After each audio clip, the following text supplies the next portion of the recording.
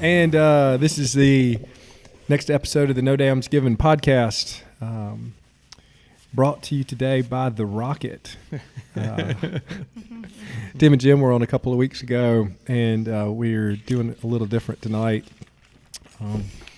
mainly because of our crazy schedules. So it's a Wednesday night. We usually do it on Fridays.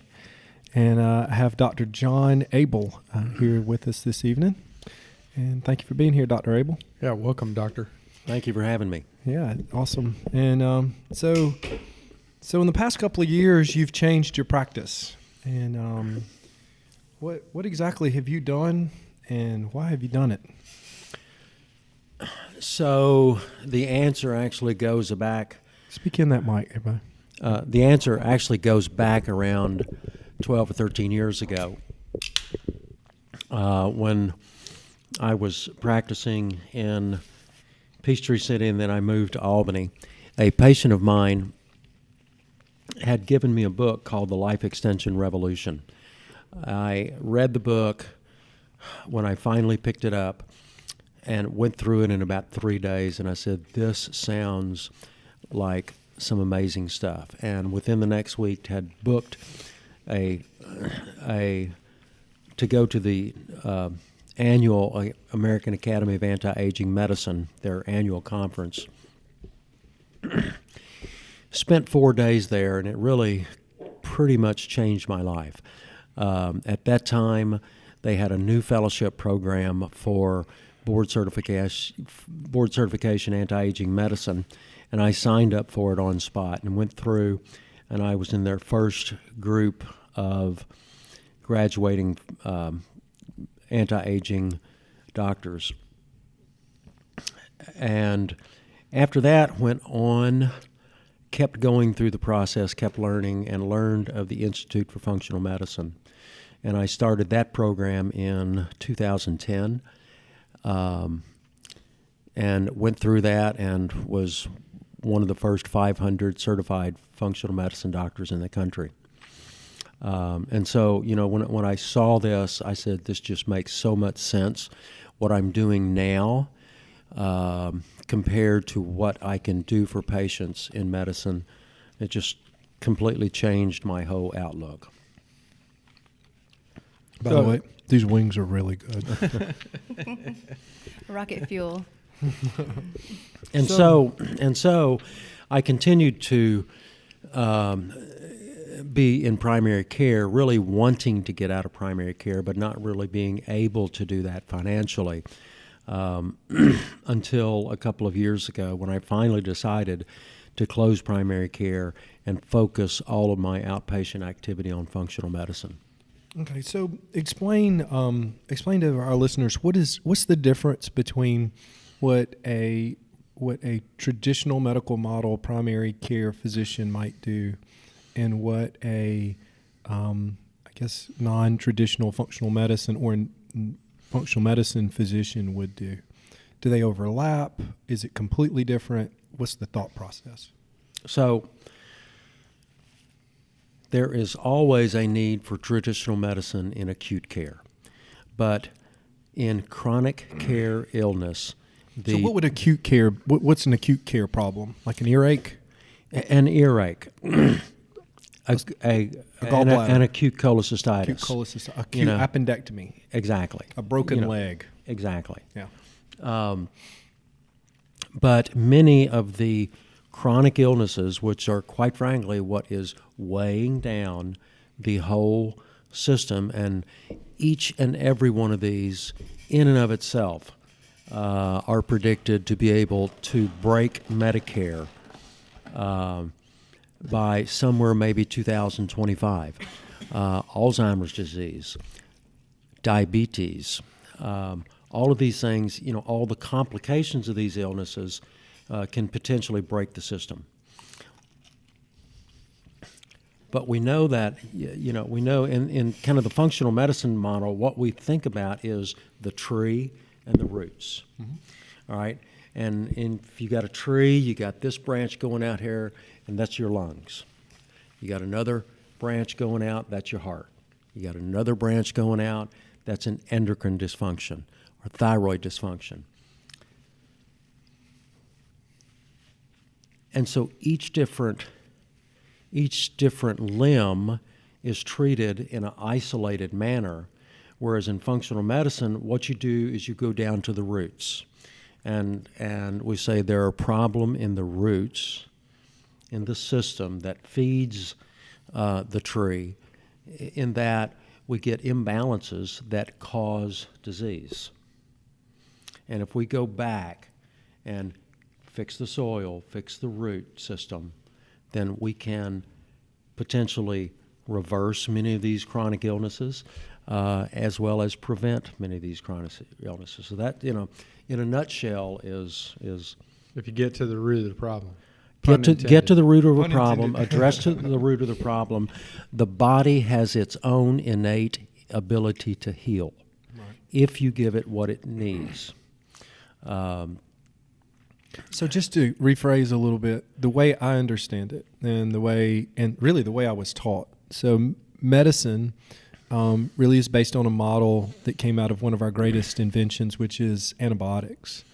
And antibiotics and acute interventions from the surgical standpoint. And we brought up two of them: cholecystitis, or removal of the gallbladder, which would be the surgical treatment for acute cholecystitis, and appendectomy. It's one of the reasons I love surgery. Was because you could fix a problem, the patient got better, and then you moved on. You actually cured something.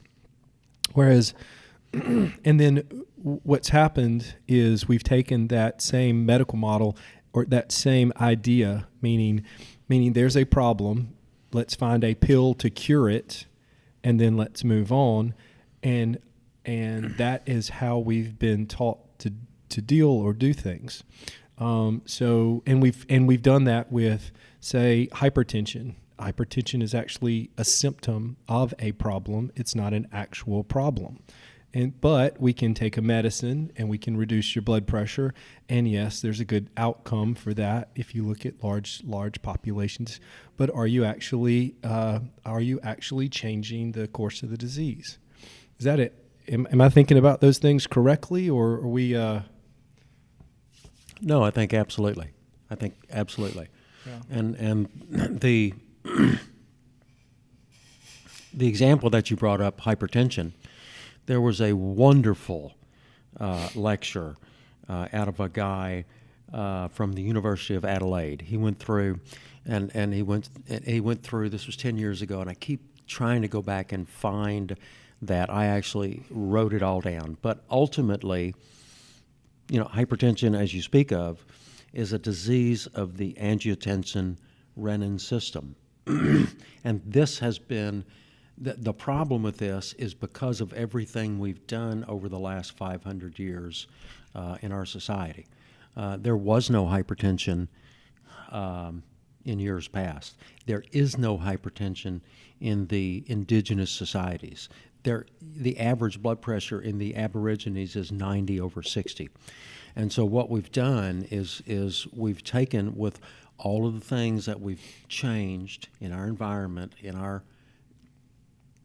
everything that we've done that stimulates abnormalities. And basically hypertension, as Mark Houston would talk about it, boils down to at the endothelial level to one of three things: inflammation, oxidative stress, autoimmunity.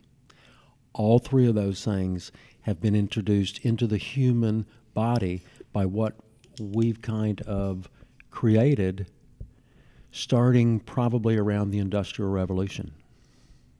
So inflammation. So let's talk a little bit about that.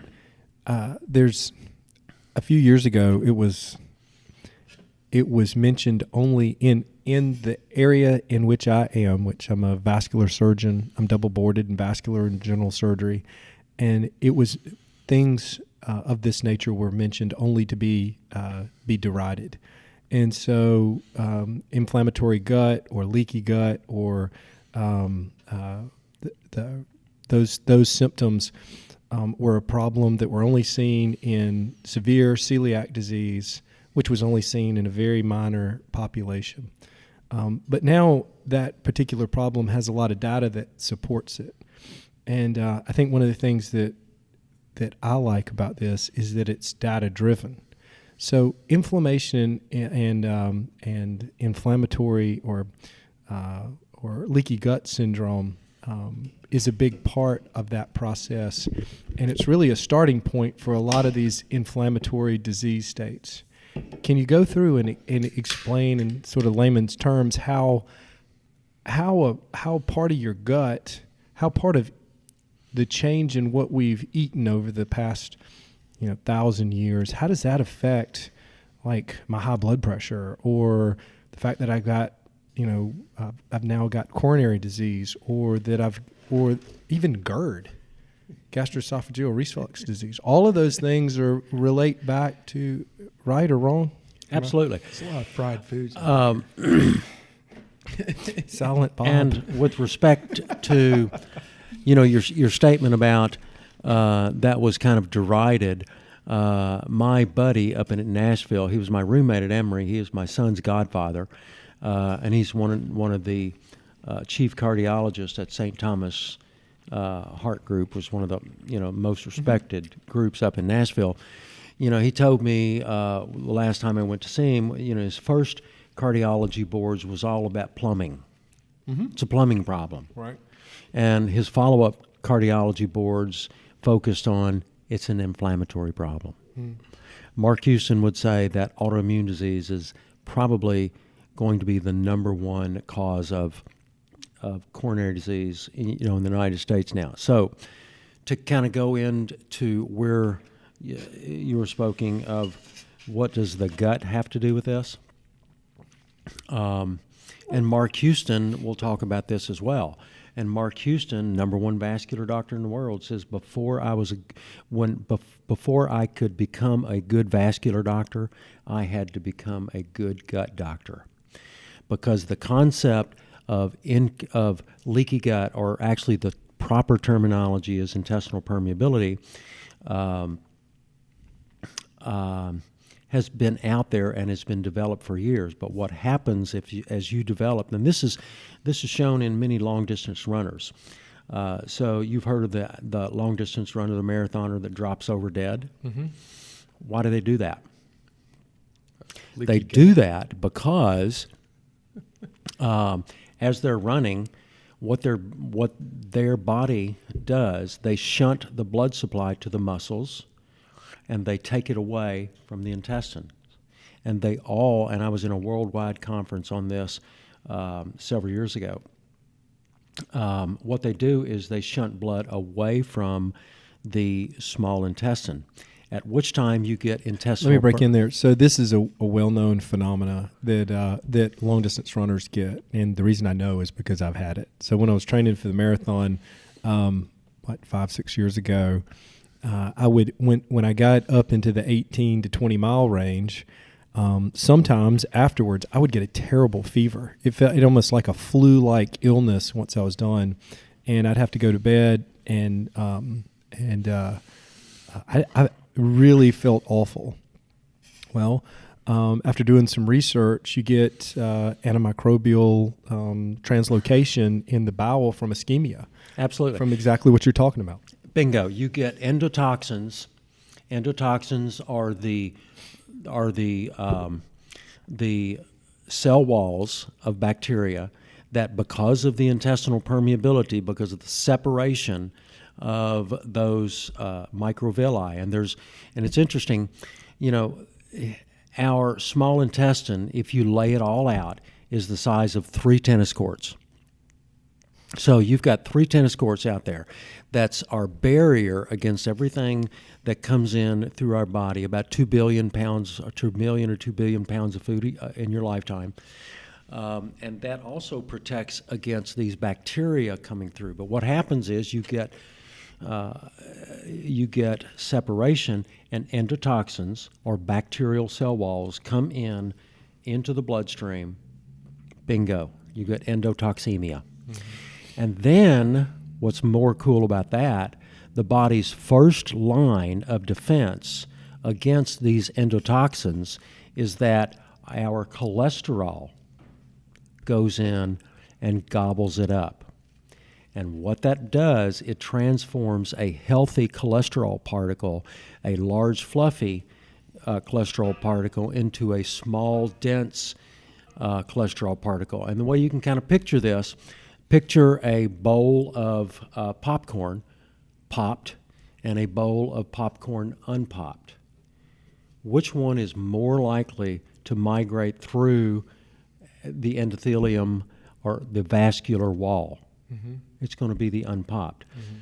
And that's what the cholesterol does. It changes them into a small, dense that's able to deposit under the endothelium. Is that your HDLs? That's your LDL. That's your Your small, dense LDL. Well, So I'm only double boarded in Sholey and Wright Charles, so not exactly sure. Yeah, So that's okay. before we go any farther, tell us what you're drinking and why you like it. You know, I'm drinking some Skywater Golden Ale, Pretoria Fields. It's just an amazing blend that you guys have come up with, and this is the one that I go to whenever I come. Oh, awesome. I guess we should also say that tonight's podcast is brought to you by the Georgia Center Med Spa, for which we have the fabulous Nikki here tonight. Nikki, what do you do? I inject the faces, make them pretty. Come on. Yeah, speak into the mic. Botox, Juvederm. Get those pretty lips up Thank you. there. All right. I inject Botox, Juvederm, make everybody pretty. Yeah, awesome. You know. And you're a registered nurse? I'm a registered nurse. And you also help Dr. Morgan? I do. And I talk about myself in the third person. Yes, I do. I help him in the mornings in surgery at Albany Vascular. Yeah. So I do all kind of fun things. Yeah. Very good. Back on topic. So then when we look at, this is, if I understand it right, the idea is that the chronic inflammation in the gut is causing this translocation of bacteria or food, and then it's revving up the immune system. And then what does revving up the immune system have to do with my heart disease or my vascular disease or my hypertension?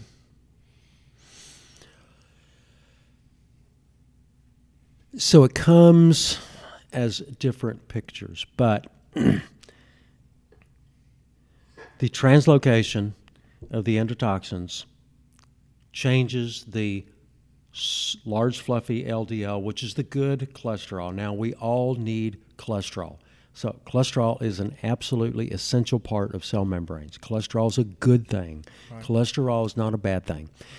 But when cholesterol metabolism goes... So let's talk, hold on, I do want to harp on that point just a little bit. So there's actually an article in, I think this is the New York Times, and in which they describe how science changed and how it was changed for the worse because of some unethical scientists. Are you familiar with that article? Not that particular article, but I'm aware of the concept that you're talking about. Yeah, so describe that a little bit, because I think that's really important for people to know, because it's a pretty well established fact now that the recommended daily allowance for cholesterol has been changed. It's not that we're not even telling people not to. It's not a thing anymore. And so most physicians don't understand it. Most physicians don't know it. Most cardiologists don't understand it. Yeah. And so it's and it's just because it's hard to keep up. I get it. It's hard to keep up. But this is a real thing. And it was a subversion of the system in which sugar companies, and it's well described in this article, how the sugar companies actually paid for falsification of research, and then a huge body of literature was built on a false premise. Absolutely. So if you go back in time, and talk about that, when all the USDA and all the guidelines for food, if that's when they started recommending low-fat diets, which by default are what? High in sugar. High carbohydrate diets. And if you track coronary disease, then what you're going to see is that when that statement came out, coronary disease started to shoot up. By default, a low-fat diet is a high carbohydrate diet. It is carbohydrates that are a main culprit in coronary disease. And, a good fat diet with proper fats, not trans fats, not, you want monounsaturated fats. You don't want the saturated fats. That's the issue. And so there's no question. That's been documented in the literature that we talk about all the time. This is like the Dateline of podcasts. Because we just broke some news. We just broke some news. So on the chronic disease spectrum, I think this is one of the more frustrating things that I have to deal with. Is that we've got everything from what you're doing, which is anti-aging medicine, and then taking cases that are just really difficult cases. The common thing that I see is somebody who's on the opposite end of the anti-aging spectrum, meaning they're at the end of their chronic disease state. They're already aged. They have aged to the point where they're in risk of death. So how do we? So we apply, and it's difficult, but we've started to try to apply these things in our practice. There's such a pushback, though. It is difficult, and you and I have talked about it before. It is difficult to get people to understand their own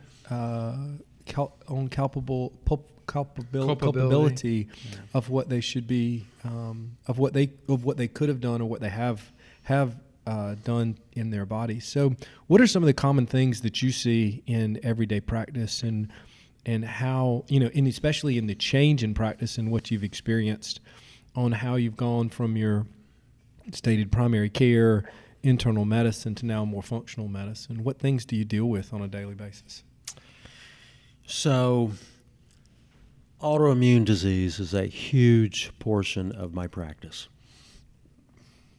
I actually have autoimmune patients coming to me from 4 different states, if not more.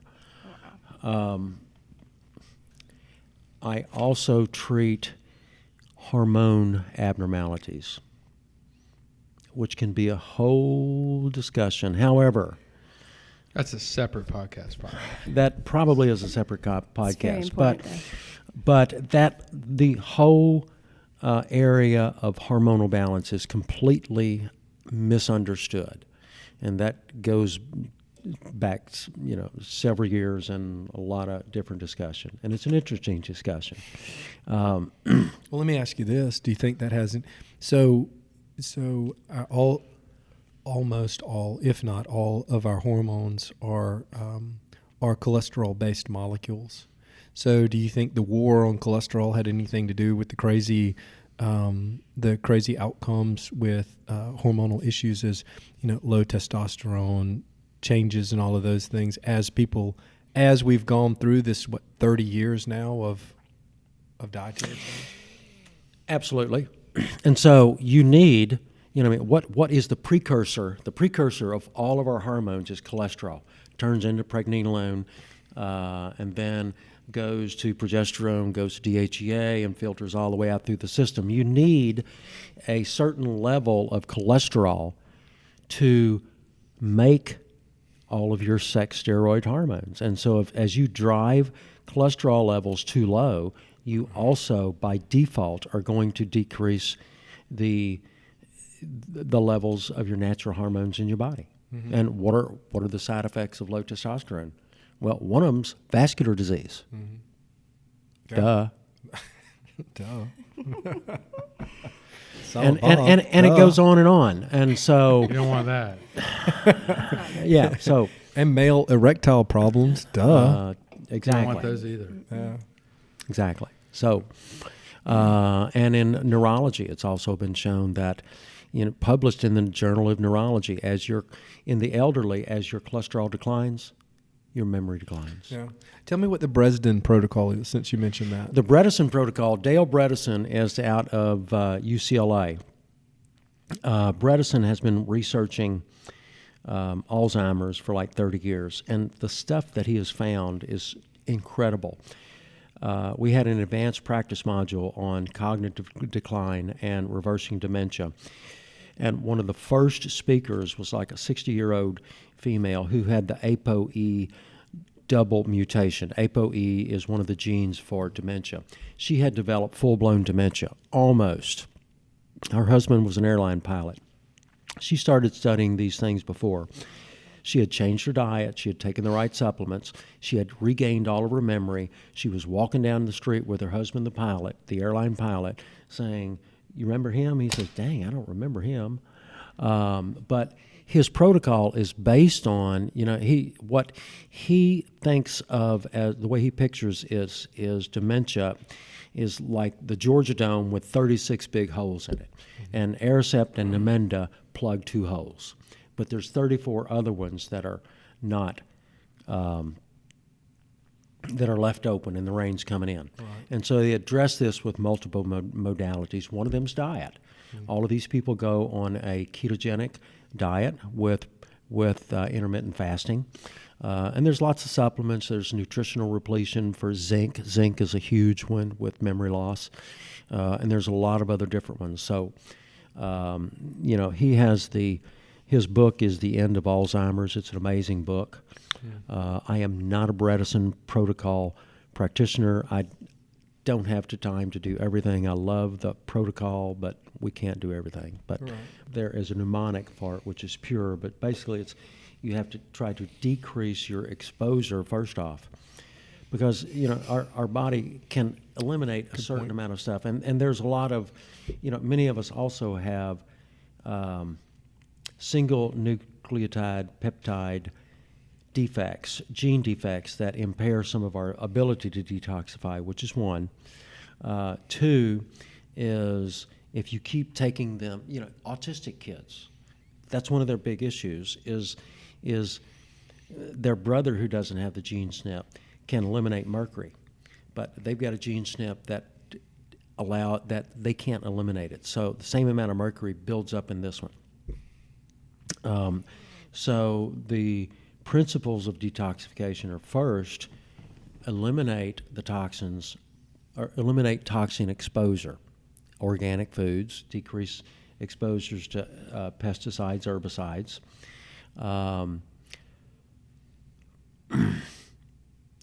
Don't walk under a plane that has leaded gas. All planes have leaded gas because that's what helped get them off the front. So unfortunately, we can't do that. Yeah. So we have to. We can't get rid of some of these exposures, but eliminate exposures as much as we can. Drink plenty of good water, not city water, which is chlorine and fluorine and all of the things in it that helps poison our systems. Now, fluorine's supposed to be good for me, right? Wrong-o. All right. What's going on there? I think it seems bad. Tons of stuff against that. That's that's not a good thing. It really is not. Even our toothpaste has fluoride in it. Absolutely, right? It's a toxin. Yeah. What is it toxic for? Too. Well, it fights cavities. There's tons of different things, but if you look at the elemental table in the halides, there's chloride, fluoride,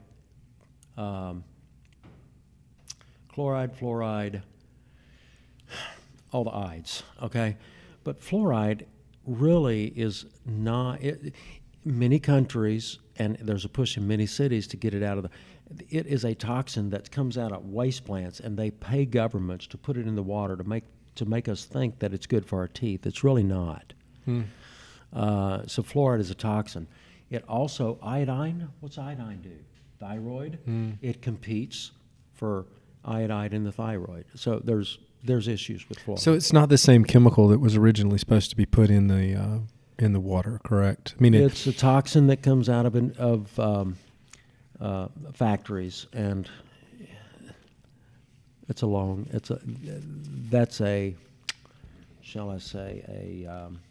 the American Dental Association would probably not want me to talking about all this, but I disagree with a lot of their stuff. It's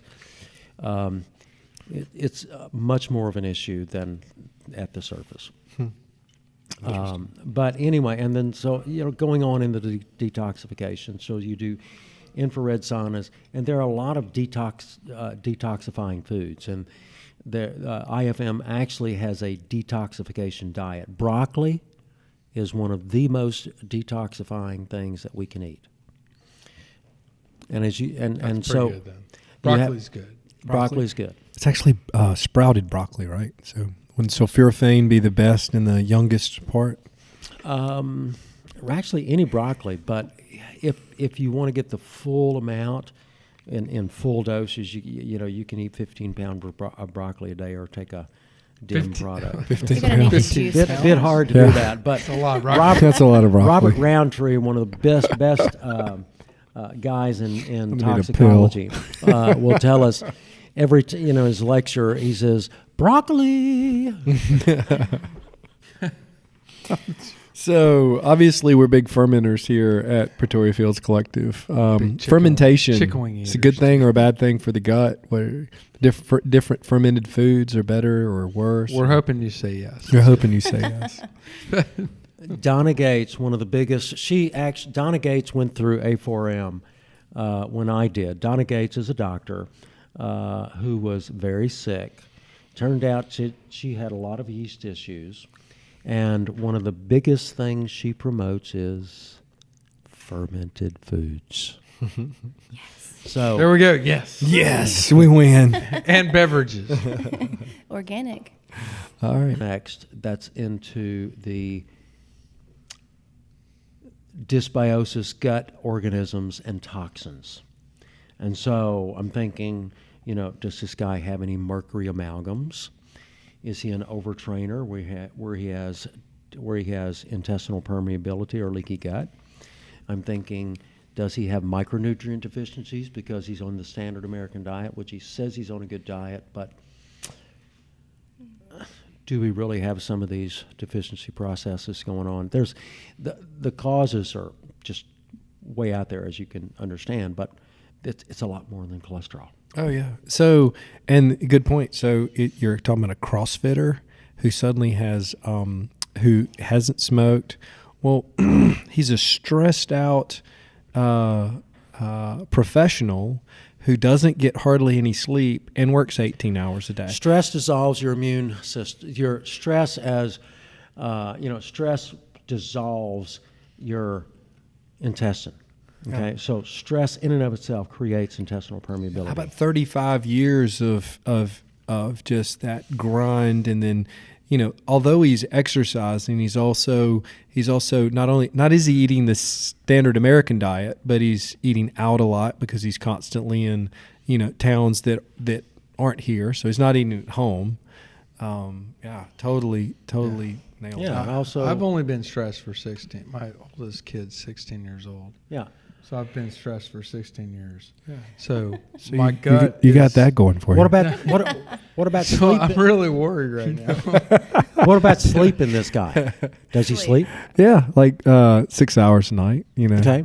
Sometimes less. Stanford University, sleep 5 hours or less, 25-pound weight gain, but there's also tons of cortisol issues, neurotransmitter issues that comes out of lack of sleep. So chronic lack of sleep. One of the guys that was talking in March last year at a conference we went to says, if you don't sleep 8 hours tonight, it's 43 days later, your body's going to catch up to that one night of decreased sleep. Remember, I spoke at the two founders of American Academy of Anti-Aging Medicine, top 10 things. Sleep's one of the most important. Sleep's probably, sleep deprivation is probably contributing to this guy's problem. This guy's a CrossFitter. He's got to wake up at 3. 4 to get to the gym. All right, CrossFit now, before work. Jim Laval, I quote this guy every day. This guy knows more about physiology than anybody in the country, hands down. I like your excitement right now. Yeah, well, thank you. But Jim's been treating athletes all of his career. He had the Laval Metabolic Clinic. He knows really more than, hands down. What Jim tells me on a regular basis is that the highest growing abnormal metabolic abnormalities, cortisol abnormalities in the country is CrossFitters. Wow. I love Because it's CrossFitters, an abnormal. by the way. You may like it. I like the concept, but Yeah, I just- metabolically and all of the things that happen in the stress system, it's actually and Jim treats professional athletes. He treats from all across the board, and he said the highest growing area of the metabolic cortisol abnormalities are in the CrossFitters. See, that's interesting. So is that because they're overtraining, or is it because they're injuring themselves chronically? Is it a similar idea as the long distance runner who's getting chronic leaky gut? No, it's a different concept. It's a different process. So the long distance runners are really, those are gut issues. The overtraining syndrome or the crossfitting syndrome is more of the cortisol, testosterone, all in this HPA axis. HPA, HPT, HPG. HPA is hypothalamic, pituitary, adrenal, thyroid, gonadal dysfunction. It's a lot of interesting stuff. And the interesting thing is, what are they doing, did you say? Getting up at 4 o'clock in the morning? Yeah, they got to get in Sleep before work. deprivation. Yeah. Sleep deprivation You gotta go work out is before a you do setup for, all of your HPA dysfunction. So yeah, I figure they've decided that the chemical that causes the increase in the gap junctions is zonulin. I think they've named it. And so, of course, every drug company in the world is now working on a zonulin inhibitor. And as soon as we have one, every gastroenterologist in the world is suddenly going to understand that leaky gut's the most important problem we faced in the 21st century. So I'll tell you another thing. So my patient, said that he thought that the gluten thing was BS. So do you think that obviously we go back to spectrum of disease. Is there a safe dose of gluten that humans can eat? I mean, is it, or does all of it cause a problem? Is it genetically, does it depend on what your ancestors were doing? What do we do with it? Because there's certainly a ton of it. It's pretty much in everything. Okay, so with respect to that, gluten, there's 5 different domains. Gluten is like a 290 amino acid entity. And it's got 5 major domains on it. 2 of those domains are absolutely not digestible by any human.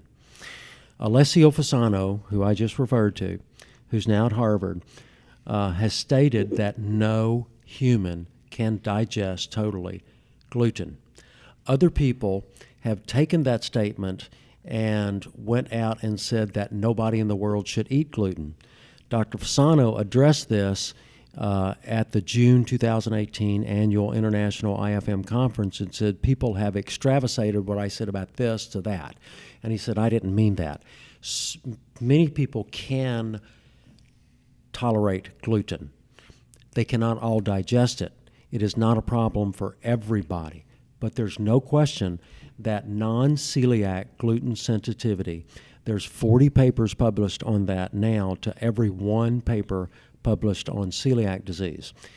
And it is absolutely, if you have an autoimmune disease, it is absolutely one of the first things we do to eliminate gluten from the diet, because with intestinal permeability, that's going to go through, and we know that there are sites on the thyroid that recognize that as enemy.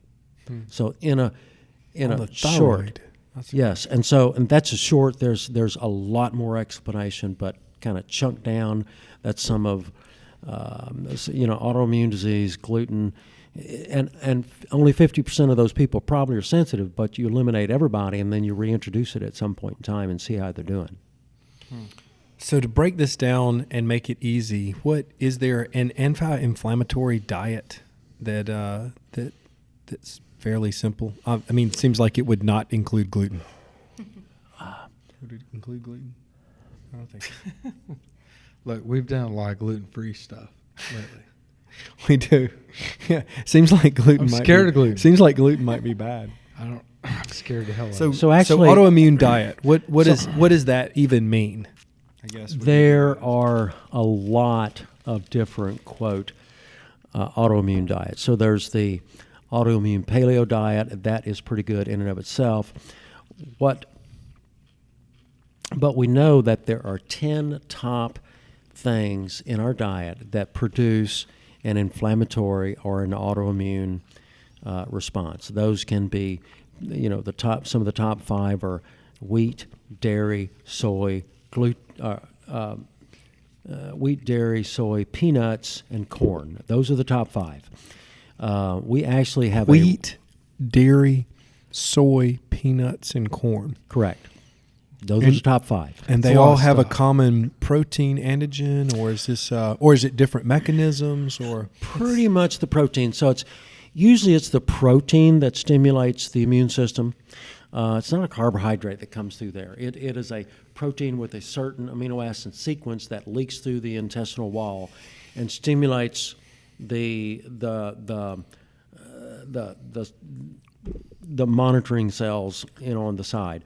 It is usually a protein sequence. So there are certain, and that kind of goes along with what we're talking about the athlete. There's a protein sequence in that endothelium or that endotoxin that they're recognizing. So there's these what we call toll-like receptors on the cells that recognize certain enemies. And so mostly it's certain sequences of proteins. So is this all inflammatory disease we can expect to see a benefit with if we contribute to this diet? I mean, what are the things that this would be good for, I guess, is the way to ask that. Pretty much all inflammatory disease. What we got, 4 big categories that we're talking about. When you talk about the spectrum, where I think about it, is allergy, inflammation, autoimmune, cancer. That's the whole spectrum of autoimmune disease. So, what are the big triggers of that? The big triggers of that are going to be foods, bugs, toxins, trauma. So someone may have input from trauma, which different mechanisms. But as a rule, food intervention is one of the first things that we recommend. Yeah. So we've talked about a lot of things that we shouldn't eat.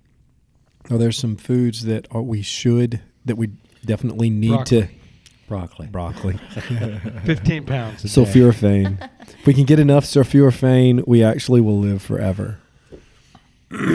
So pretty much I think what is the Paleo-Mediterranean diet in simplification is fruits, nuts, seeds, lean sources of proteins. In other words, and pretty much what we can grow, what we can pick, unprocessed foods, animal foods that are grass fed, what you'd go out and shoot or catch. What he eats in the wild, what we said before. Always low in a lot of people, but there are multiple. If you look at NHANES data, it's magnesium, zinc. Very interesting. You just made me think of a slide. If you look at the incidence of zinc deficiency over the last 20 years, 50 years, incidence of zinc deficiency has been going up like that. Incidence of cancer has been going up like that. Zinc is an essential cofactor in DNA repair that we do at night. So, there are.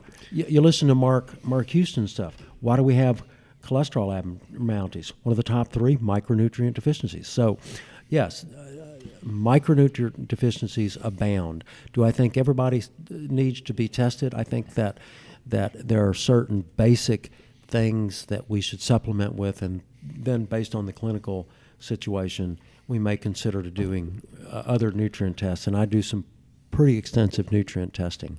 That's exactly why we put all of our beer in 100% zinc cans. Zinc-free That's cans. a total. Is that right? That's a total lie. He might have had one too many Sholeys. So I'm pretty sure, Nikki, the next question is yours. Well, what do you think is the number one vitamin deficiency that you see here?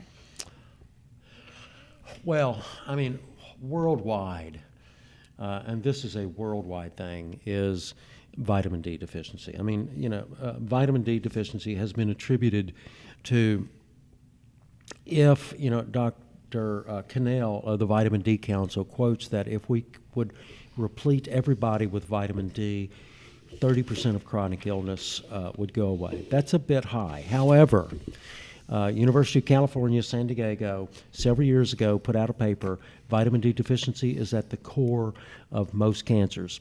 University of California, of Denver, Colorado, University of Colorado, Denver, 3 or 4 years ago, vitamin D deficiency is at the basis of prostate cancer.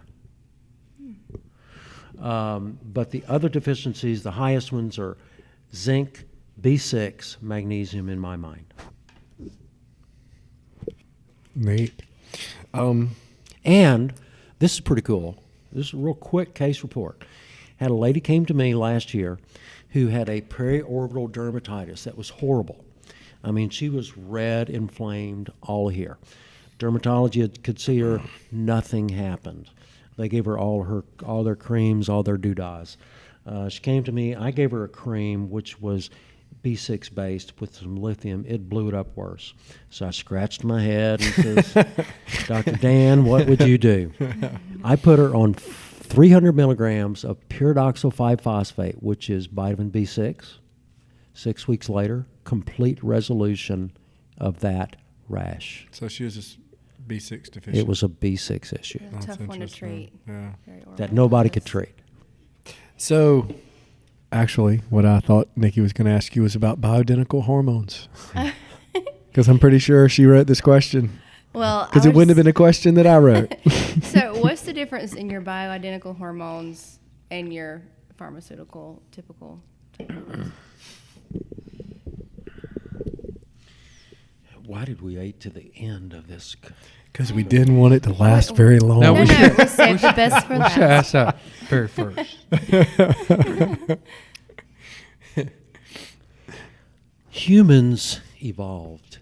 It was a darkened story Starting from the night. beginning. Humans evolved with a very intricate system that worked pretty damn good. Okay?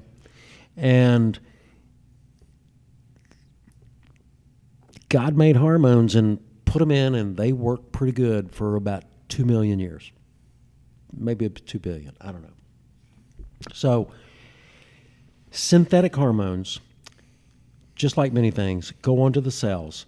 Our body did not create mechanisms to break them down. So the most important thing about anything you put into your body and any hormone that's naturally there, hormones are supposed to go, pop on the cell, do what they do.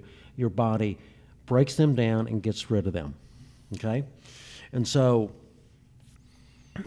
our body did not develop a mechanism to detoxify or break down 17-medroxyprogesterone. What the hell is that? Isn't it from like horse urine? That's the synthetic progestin. No, that's synthetic progestin. The different things go onto horse urine. Horse urine is Premarin.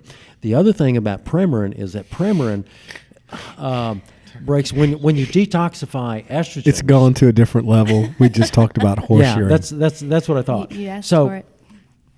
when you break down, and this, I've got a whole slide deck actually on Next this thing you'll be question talking right about here. non-breast milk. But synthetic hormones are broken down into either estrone, estradiol, estrone. Then you go down other pathways and you take them down to the 2-methoxy, 2-hydroxy, and so on and so forth. See, we're getting into kind of complicated. All of your synthetics break down into estrone, which is the most potent, and that's the one that's most prone to cause breast cancer. So synthetic hormones go down the wrong, speaking of detoxification, go down the wrong detoxification pathways, where the natural hormones go down the more gentler pathways that we developed through millions of years of evolution. And so that's why, in a nutshell, bioidentical hormones are much safer in my mind than using synthetic hormones. If you got BRCA, you want to look at your estrogen metabolism, see how you're going down those estrogen metabolism pathways, because we can affect those. We can change those. This is work done out of University of Nebraska over the last 40 years. But there are some other tests out there, and BRCA now used to cost $2,500. You can get it at a $200 panel online with genetic counseling for breast cancer risk. Wow. Fair enough. All right. Well, thank you for being on tonight. I think we could do another 4 or 5 podcasts just on any of the limbs of those trees that you And described, roots. and the roots. So here's to No Dam's Given podcast. Thank you, Dr. John Abell. Thanks. Thank Yes, you. sir.